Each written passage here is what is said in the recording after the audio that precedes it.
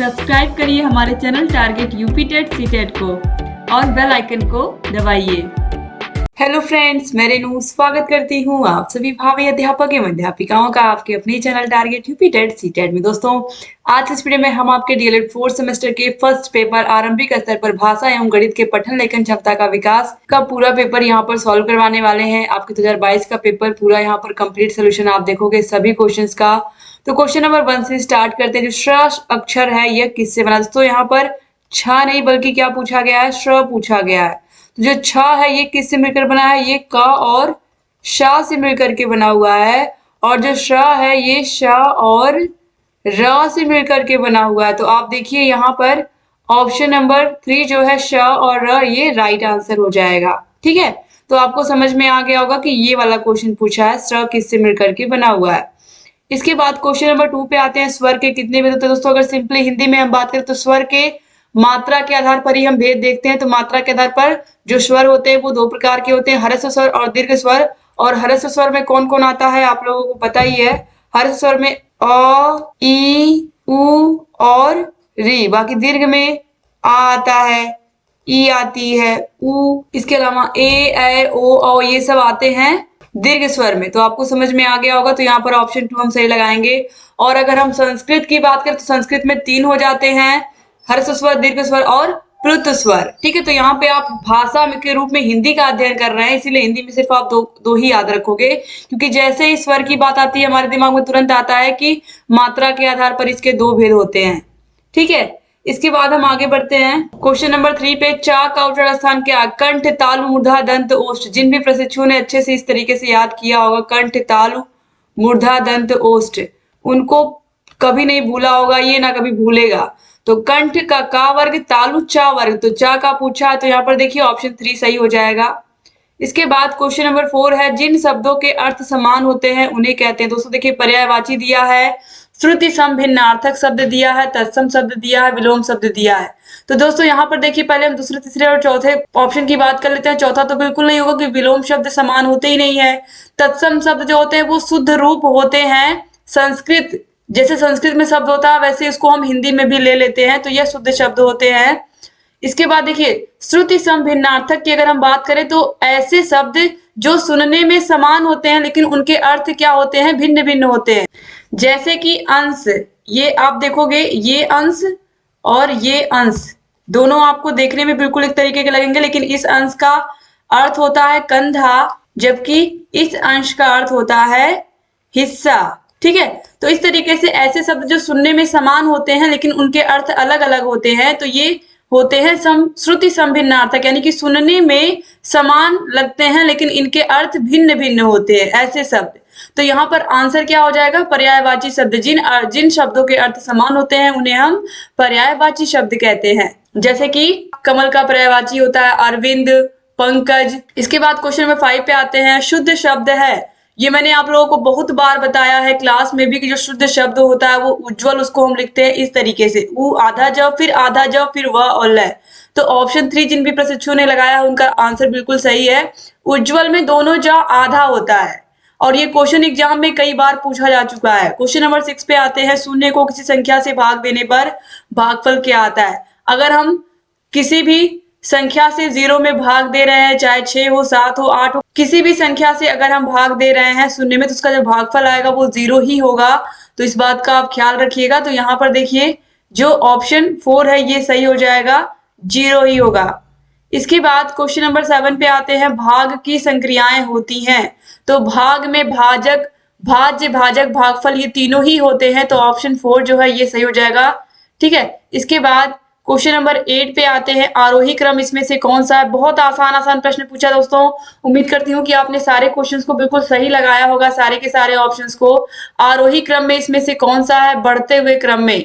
तो आप देखोगे 7 के बाद 9 है, 9 बड़ा है 7 से, फिर 9 के बाद 11 है, 11 के बाद 13 है। तो ऑप्शन 3 जो है ये सही हो जाएगा।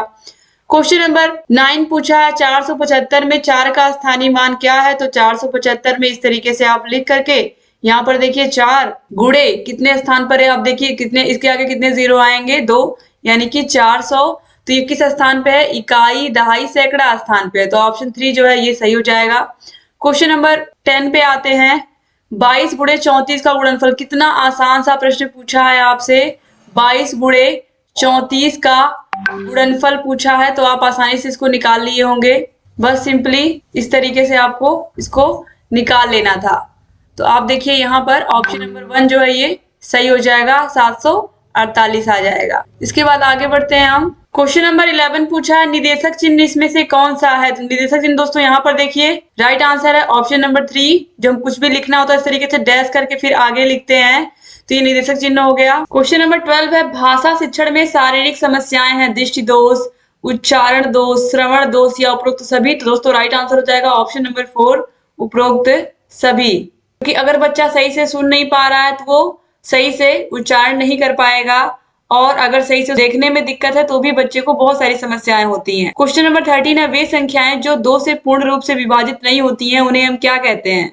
कितना आसान सा प्रश्न पूछा दोस्तों। जो 2 से विभाजित नहीं होती हैं वे विषम संख्याएं कहलाती हैं, ऑप्शन 1 सही हो जाएगा। क्वेश्चन नंबर 14 है, श्रुत लेख का अर्थ है सुनकर लिखना। जब टीचर जो स्कूलों में इमला बोलते थे हमें बचपन में, तो वही है क्या, श्रुत लेख, यानी कि सुन करके हम लिखते थे। जब वो बोलते थे किसी शब्द को तो हम सुनते थे, सुनने के बाद उसको लिखते थे, तो यही है सुनकर लिखना, श्रुत लेख। और ये मैंने क्लास में भी आप लोगों को इतनी बार बताया कि आपको अच्छे से ये याद होगा। जिन भी प्रशिक्षु ने सारे के सारे विषयों को अच्छे से पढ़ा है, मास्टर क्लास देखी है, सारे विषयों के राजन और पवन सीरीज की वीडियोस देखी हैं, और सारे के सारे विषयों के प्रीवियस ईयर क्वेश्चन पेपर्स भी सॉल्व किए हैं, उन प्रशिक्षुओं का पेपर बहुत अच्छा हुआ होगा। तो उम्मीद करती हूँ कि आपने सारे के सारे विषयों को अच्छे से पढ़ा होगा। क्वेश्चन नंबर 15 पे आते हैं, किसी लेख या रचना के अंत में चिन्ह प्रयुक्त करते हैं। किसी लेख या रचना के अंत में जब वो खत्म हो जाता है दोस्तों, तब हम प्रयोग करते हैं इतिश्री। तो यहाँ पर ऑप्शन 3 जो है इतिश्री, ये सही होगा दोस्तों, ठीक है। तो यहाँ पर आप देखिए कुछ इस तरीके का बना हुआ आपको मिलता है किताबों में, या इस तरीके का भी बना हुआ मिलता है। आप देखते हो कि अब ये जो पूरा चैप्टर है ये क्या हो गया, खत्म हो गया है। ये पूरी रचना खत्म हो गई, चैप्टर नहीं बल्कि पूरी किताब ही खत्म हो गई है। तो इतिश्री का मतलब होता है कि पूरा खत्म होना। और जो उद्धरण चिन्ह होता है आपको पता ही है कि डबल इन्वर्टेड कॉमा होता है, इस तरीके से कोई भी चीज हम बोलते हैं तो इस तरीके से, ठीक है। और योग चिन्ह मतलब धन का चिन्ह आपको पता ही है। दोस्तों इसके बाद देखिए यहाँ पर अतिलघुत्तरी क्वेश्चन स्टार्ट है। अतिलघुत्तरी क्वेश्चन में क्वेश्चन नंबर 16 पूछा है कि लेखन से आप क्या समझते हैं। तो लेखन मतलब क्या होता है, लिख करके, जब हम लिख करके अपने मन के भावों को प्रकट करते हैं तो वही क्या होता है, लेखन होता है। तो लिखना क्या हो गया, हमारे मन के भावों को, विचारों को प्रकट करने का एक साधन हो गया, ठीक है। इसके बाद आगे बढ़ते हैं। क्वेश्चन नंबर 17 है, सस्वर पठन से आप क्या समझते हैं। सस्वर पठन दोस्तों आप सभी को पता है कि जिसमें हम बोल बोल करके पढ़ते हैं, यानी कि इसकी परिभाषा हम इस तरीके से लिख सकते हैं कि स्वर सहित पढ़ते हुए अर्थ ग्रहण करने को ही हम सस्वर वाचन कहते हैं, ठीक है। जैसे छोटे बच्चों को हम छोटे क्लास में इसी तरीके से पढ़ाते हैं, क्योंकि हमें वहां पर उनका उच्चारण सही करवाना होता है। इसके बाद क्वेश्चन नंबर 18 है, तुकांत शब्द से आप क्या समझते हैं। दोस्तों जब आप कोई कविता पढ़ते हो तो आप देखते हो कि उसके पीछे कोई ना कोई, कुछ ना कुछ ऐसे वर्ड आते हैं जिनका जो राइम होता है वो समान होता है। जैसे वीर तुम बढ़े चलो, धीर तुम बढ़े चलो, सामने पहाड़ हो, सिंह की दहाड़ हो। तो पहाड़ दहाड़, इसी प्रकार से दोस्तों यहाँ पर हम और भी शब्द देख सकते हैं, जैसे कि खाना पाना, ये भी तुकांत शब्द हो गए। इसके अलावा बच्चा सच्चा, ये भी क्या हो गया, दोनों तुकांत शब्द हो गए। इस प्रकार से बहुत सारे शब्द हैं, थाल माल साल, बोली गोली, नंदन वंदन, भूल धूल शूल, ये सब तुकांत शब्द हो गए। इसके बाद क्वेश्चन नंबर 19 पूछा, स्पर्श व्यंजन किसे कहते हैं। स्पर्श व्यंजन उन व्यंजनों को कहते हैं जिनका उच्चारण करते समय जो हवा है वह मुख के किन्हीं दो भागों को स्पर्श करते हुए जाए। स्पर्श का मतलब होता है छूना, यानी कि मुख के दो भागों से, कम 2 भागों से स्पर्श करते हुए जाए, वही होते हैं स्पर्श व्यंजन। स्पर्श व्यंजन आपको पता है क से लेकर के माँ तक होते हैं। इसके बाद दोस्तों आगे बढ़ते हैं। क्वेश्चन नंबर 20 है, हलंत से आप क्या समझते हैं। दोस्तों हलंत इस तरीके से आप देखो, अगर सत्यम लिखा हुआ है तो सत्यम के नीचे, माँ के नीचे हलंत लगा है, इसका मतलब होता है वह अक्षर क्या है, आधा लिखा हुआ है, ठीक है। जैसे बहुत लोग इस तरीके से विद्यालय लिखते हैं, इस तरीके से, और बहुत लोग इस तरीके से विद्यालय लिखते हैं, यानी कि द के नीचे हलंत लगा करके इस तरीके से विद्यालय लिखते हैं। तो यहाँ पे साफ साफ हमें क्या दिख रहा है कि द के नीचे हलंत है, यानी कि जो द शब्द है ये आधा है, इस वजह से हम इसको इस तरीके से। इसी प्रकार बहुत लोग द्वार इस तरीके से लिखते हैं और बहुत लोग द्वार इस तरीके से भी लिखते हैं। ये जो हलंत होता है इसका मतलब क्या होता है कि वो शब्द क्या है, आधा है, ठीक है। तो आपको समझ में आ गया होगा। अब हम आगे बढ़ते हैं, अगला क्वेश्चन देखते हैं। क्वेश्चन नंबर 21 है संख्या 636 में दोनों 6 के स्थानीय मानों का अंतर ज्ञात करिए। बहुत ही सिंपल सा क्वेश्चन पूछा था इस तरीके से। तो ये वाला जो 6 है इसका तो सिंपली 6 गुणे 1 बराबर 6 हो गया, और ये वाला जो 6 है इसके आगे 2 जीरो लगेगा, यानी कि ये हो गया 600। तो 600 में से हम 6 को क्या कर देंगे, घटा देंगे, और जब हम 600 में से 6 को घटाएंगे तो कितना आएगा, ये आएगा 594। ठीक है, 594 आएगा। इस तरीके से हमें केवल सिंपली इसको लिख देना था। इसके बाद क्वेश्चन नंबर 22 है उष्ण व्यंजन कौन कौन से हैं। तो तीनों श और ह ये क्या कहलाते हैं, उष्ण व्यंजन कहलाते हैं, क्योंकि जब हम इनको बोलते हैं तो हमारे मुख से क्या निकलती है, ऊष्मा निकलती है। तो तीनों श और ह यही होते हैं उष्ण व्यंजन। फिर है क्वेश्चन नंबर 23, गणित शिक्षण के 2 लक्ष्य बताइए। तो गणित शिक्षण का हमारे जीवन में बहुत अधिक योगदान होता है। बच्चों को छोटी बड़ी हर समस्या, कोई भी समस्या उनके सामने आती है, या फिर ये कहें कि सामान्य जीवन में कोई सामान अगर बच्चा बाजार से लेने गया तो उसको गणित के संक्रियाएं आ रही है तो वो कोई भी सामान आसानी से ले पाएगा। बच्चा घड़ी में समय देख पाएगा।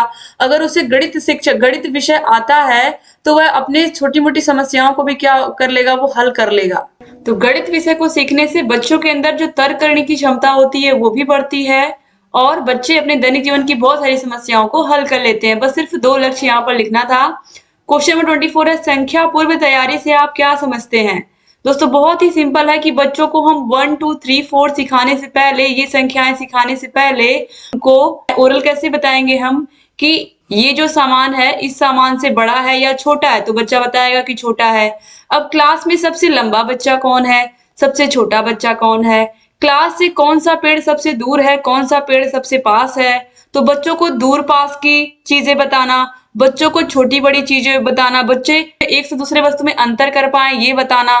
तो ये सब संख्या पूर्व तैयारी होती है कि बच्चों को छोटे बड़े का ज्ञान हो, बच्चों को दूरी का ज्ञान हो, कौन सी वस्तु दूर है, कौन सी पास है, कौन सी बहुत छोटी है, कौन बहुत बड़ी है, किसका साइज बड़ा है, किसका साइज छोटा है। तो ये बच्चों को संख्या पूर्व बच्चों को सिखाना होता है। पहले ये सब चीजें बच्चे जाने, उसके बाद ये 1 2 3 4 पे आए। ठीक है, इसके बाद क्वेश्चन नंबर 25 पे आते हैं, घटाना का आशय लिखिए। दोस्तों अगर परिभाषा यहाँ पर लिखनी हो घटाना की तो हम इस तरीके से लिख सकते हैं कि जब भी किसी एक संख्या या अंक को किसी भी दूसरे अंक और संख्या के साथ कम किया जाए तो यह प्रक्रिया क्या कहलाती है, घटाना कहलाती है। तो कम करने का मतलब क्या है, अब 15 में से हम 10 घटा रहे हैं तो कितना आ रहा है, 5 आ रहा है। तो बच्चों को क्या बताना हमें कि बच्चों को जोड़ अगर आ गया तो उन्हें बताना है कि जोड़ में हम क्या करते हैं, वस्तुओं को जोड़ते हैं, और घटाना में क्या करते हैं, हम वस्तुओं को घटाते हैं। या सिंपल वे में अगर हम ये कहें कि अगर आपके पास 2 टॉफी पहले से है, 3 और मिल गई तो आपके पास 5 टॉफी हो गई। ठीक है, इस तरीके से बच्चों को बताना है। और अगर आपके पास पहले से 2 टॉफियां थी और उसमें से आपने 1 टॉफी खा ली तो आपके पास अब केवल 1 टॉफी बची। तो इस तरीके से बच्चों को पहले हमें दैनिक जीवन में थोड़ी बहुत चीजें उनको पहले से ओरल हमको बताना है, उसके बाद इस तरीके से घटाने पे आना है। ठीक है, घटाने का चिन्ह फिर बच्चों को बताना है। यानी कि ज्यादा में से हम क्या करते हैं, कम को घटा देते हैं, या जो वस्तुएं हमारे पास हैं अगर उनका हम रोज कंजप्शन करेंगे, रोज उसको हम कंज्यूम करेंगे, धीरे धीरे वो खत्म हो जाएगा। जैसे कि केले का एग्जाम्पल बच्चों को हम दे सकते हैं, केले का एग्जाम्पल, आम का एग्जाम्पल, जिस भी चीज का मौसम हो उसका एग्जाम्पल बच्चों को देकर समझा सकते हैं। इसके बाद क्वेश्चन नंबर 26 है आरोही क्रम किसे कहते हैं। तो आरोही का मतलब क्या होता है, बढ़ते हुए क्रम में जो वस्तुएं लिखी होती हैं या दिखती हैं वही क्या कहलाती हैं, आरोही क्रम कहलाती है। तो बढ़ते हुए क्रम में जब हम किसी संख्या को, किन्हीं संख्याओं को लिखते हैं तो वही आरोही क्रम होता है। इस तरीके से 2 4 6 8 10 इस तरीके से आपको एग्जाम्पल दिखा देना था। इसके बाद क्वेश्चन नंबर 27 पूछा है री स्वर का उच्चारण स्थान क्या है। तो दोस्तों री का उच्चारण स्थान मूर्धा है। क्या है, मूर्धा। बस इस तरीके से आपको लिख देना था। तो कंठ ताल मूर्धा दंत ओष्ठ, अगर ये आपको याद रहा होगा तो आपको अच्छे से ये भी आ रहा होगा। इसके बाद क्वेश्चन नंबर 28 पे आते हैं, अंग्रेजी वर्णमाला में कितने वर्ण होते हैं। तो 26 लेटर होते हैं, बस यही आपको 26 लिख देना था। क्वेश्चन नंबर 29 है लोकगीत से आप क्या समझते हैं। दोस्तों लोकगीत जो होते हैं वो लोक के गीत होते हैं, हमारे आसपास की जो धरोहर होती है, जो लोग जो हमारे आसपास के हमारे पूर्वजों से हमें मिला होता है, जिन्हें कोई भी एक व्यक्ति नहीं बल्कि पूरा लोक समाज अपनाता है। और सामान्यतः लोक में प्रचलित लोक द्वारा रचित एवं लोक के लिए लिखे गए गीतों को ही हम लोक गीत कहते हैं। ठीक है, तो लोक गीतों के जो रचनाकार होते हैं वो अपने व्यक्तित्व को लोक समर्पित कर देते हैं। और आप देखते हो लोक गीत गाने वाले आज की अगर हम बात करें तो बहुत ही कम लोग हैं जो लोक गीत गाते हैं, लेकिन लोक गीत क्या होते हैं, सुनने में बहुत ही आनंदित होते हैं। इसके बाद क्वेश्चन नंबर 30 है अयोगवाह के 3 प्रकार लिखिए। तो अयोगवाह दोस्तों सबसे पहले जो अनुस्वार होता है, इसे अंक की बिंदी होती है, जैसे कि मंदिर पे हम लिखते हैं, या अंगूर वाली जो ये जो मात्रा होती है ये अनुस्वार हो गई। इसके बाद जो ये चांद बिंदी होती है ये अनुनासिक हो गया, अनुस्वार अनुनासिक। इसके बाद ये विसर्ग आता है जो कि इस तरीके से लगता है किसी भी शब्द के आगे, किसी भी अक्षर के आगे या शब्द के आगे, तो ये विसर्ग हो गया। तो अनुस्वार, अनुनासिक और विसर्ग, यही 3 प्रकार हो गए। लेकिन दोस्तों याद रखिएगा कि जो हिंदी है उसमें केवल 2 ही अयोगवाह माने गए हैं, ये अंग वाला अनुस्वार और दूसरा अनुनासिक। ठीक है, तीनों पूछा इसलिए यहाँ पर मैंने आपको बताया अनुस्वार, अनुनासिक और विसर्ग। लेकिन याद रखिएगा कि हिंदी में केवल 2 ही होते हैं।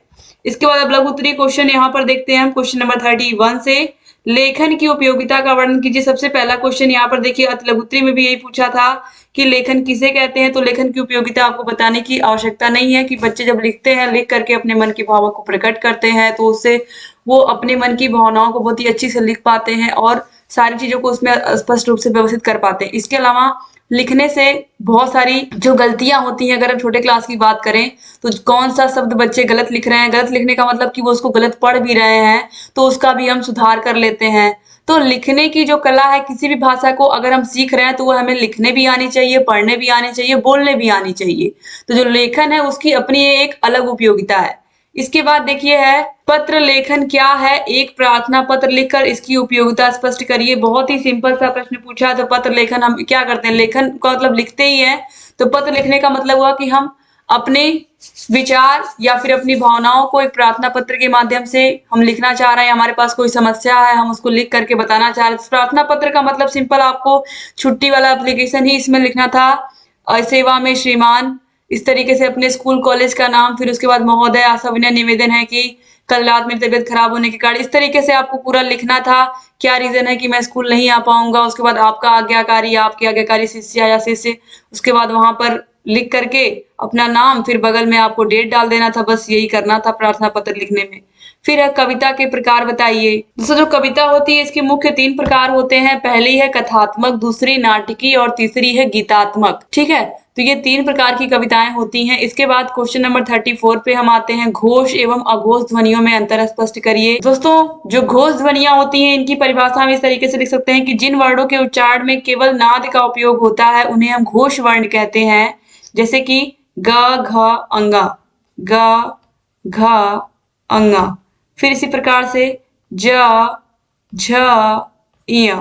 अब यहाँ पर अघोष कौन सी ध्वनियां होती हैं? अघोष ध्वनियां वे ध्वनियां होती हैं जिन वर्णों के उच्चारण में नाद की जगह केवल श्वास का उपयोग होता है। जैसे कि क ख च छ।